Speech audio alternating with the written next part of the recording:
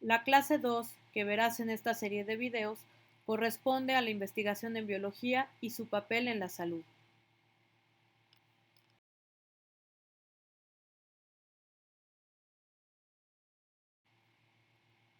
La investigación biológica en términos de salud se enfoca principalmente en biotecnología, bioingeniería o biología molecular, entre otras ramas, y se enfoca en mejorar la salud y el bienestar, particularmente de las personas.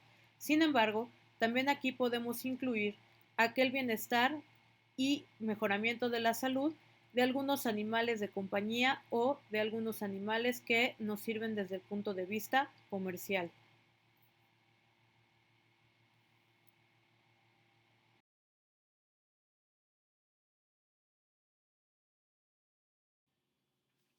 Asimismo, a veces es necesario conocer algunos aspectos tanto de la evolución como de la ecología y por supuesto conocer la taxonomía de los microorganismos que nos causan enfermedad.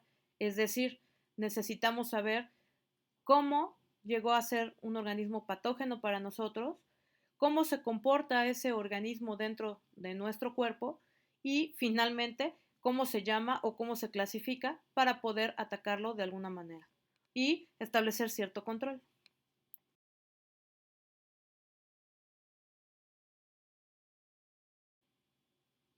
Por ello, es muy importante el trabajo de los biólogos dentro de la investigación en medicina, por ejemplo, para tratar temas de inmunología, de farmacología, de virología, incluso para tratar temas de metabolismo, como es el caso de la nutrición y la endocrinología.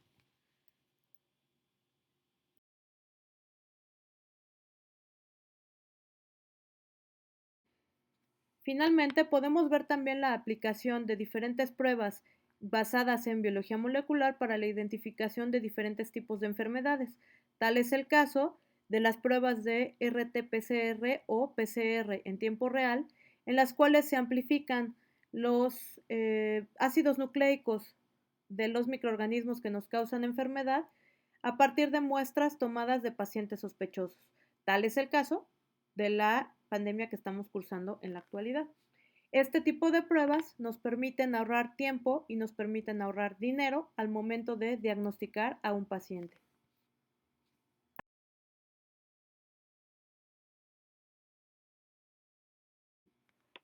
Uno de los mejores ejemplos para hablar de la importancia de la investigación biológica en la salud es el estudio de los microorganismos patógenos.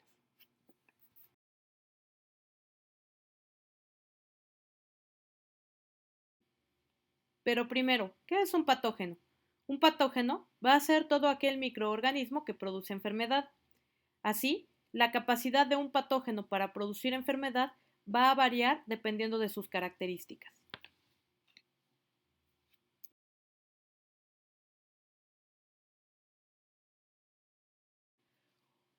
Una gran cantidad de los organismos que viven sobre la Tierra son microorganismos o microbios y se encuentran distribuidos tanto en el reino monera, es decir, bacterias y arqueobacterias, como dentro de los eucariontes.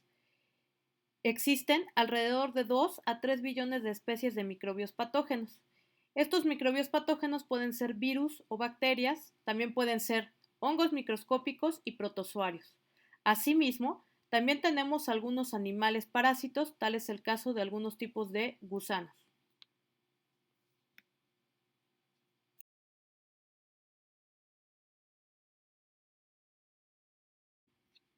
Iniciando por las bacterias, sabemos que se encuentran distribuidas dentro del reino Monera. Todas son procariontes, es decir, no van a tener su material genético rodeada por una membrana. Son todas unicelulares, aunque pueden formar biopelículas sobre cierto tipo de superficies, específicamente sobre superficies de materiales quirúrgicos, que es lo que nos puede causar infecciones intrahospitalarias. Sabemos que existen más de 10 millones de especies, de las cuales no están todas caracterizadas. Sabemos que pueden tener diferentes tipos de formas, diferentes tipos de alimentación, entre los que destacan aquellas que realizan fotosíntesis o quimiosíntesis. Tenemos heterótrofas también, que van a requerir de otros organismos para poder alimentarse. y sabemos que son importantes en diferentes aspectos, tal es el caso de la industria, la medicina y la ecología. En el caso de la ecología, por ejemplo, hay algunos tipos de plantas que no pueden sobrevivir en el entorno si no se encuentran asociadas a algunos grupos de bacterias. En el caso de la ecología aplicada a la agricultura, sabemos que algunas plantas, como es el caso de las gramíneas, no están, eh, no podrán desarrollarse si no están asociadas a estos grupos de bacterias.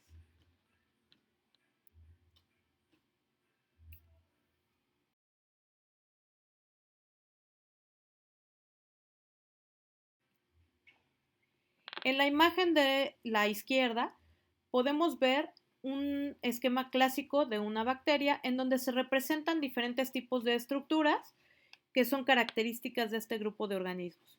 Esto no significa que todas las bacterias tengan esta forma y cuenten con cada uno de estos elementos. Por ejemplo, podemos tener bacterias que sean redondas, como los cocos que se muestran en la imagen del lado derecho, o podemos tener estas bacterias que son alargadas, a las cuales denominados bacilos. Podemos tener algunas bacterias denominadas espirilos, que tienen otra forma distinta. Y podemos tener algunas bacterias sésiles, es decir, que no se mueven o que se mueven muy poco a través de fimbrias, como vemos aquí en la imagen, o podemos tener algunas bacterias que además de las fimbrias presenten flagelos y que les van a servir para moverse de manera más rápida por el entorno en el que se encuentran. Todas las bacterias cuentan con ribosomas. Todas las bacterias van a contar con un cromosoma bacteriano compuesto por ADN. Este cromosoma va a ser de forma circular. Todas las bacterias van a contar además con unas estructuras denominadas plásmidos que son de gran importancia para ciertos procesos de la bacteria. Y muchas de estas bacterias van a tener una cápsula que va a rodear a la membrana plasmática por debajo de la pared celular. En el caso de la pared celular bacteriana, a diferencia de otros organismos que presentan esta pared, el carbohidrato presente se llama péptidoglicano. Y estos péptidoglicanos pueden ser distintos, dependiendo del tipo de la bacteria del cual estemos hablando.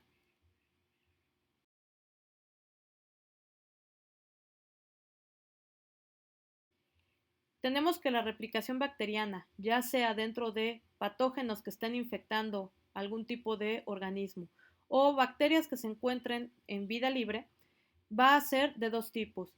La principal es por un tipo de reproducción asexual que conocemos como fisión binaria, o podemos tener microorganismos bacterianos que se van a reproducir o replicar de manera sexual por un proceso que se denomina conjugación y que es distinto al proceso de reproducción sexual de los eucariontes. En el caso de la conjugación, tenemos que a través de los pili o fimbrias que nosotros observamos en el esquema anterior, se van a formar una especie de puentes entre una bacteria y otra y se van a transmitir material genético de un lado a otro. Aquí en el ejemplo puedes ver un par de bacterias en diferentes procesos de replicación por conjugación, en donde vemos un tipo de transferencia de información genética al cual denominamos transferencia horizontal, en donde se está pasando la información de un plásmido de una bacteria a otro. Este proceso es importante porque a partir de él se genera muchas veces la resistencia bacteriana a los antibióticos.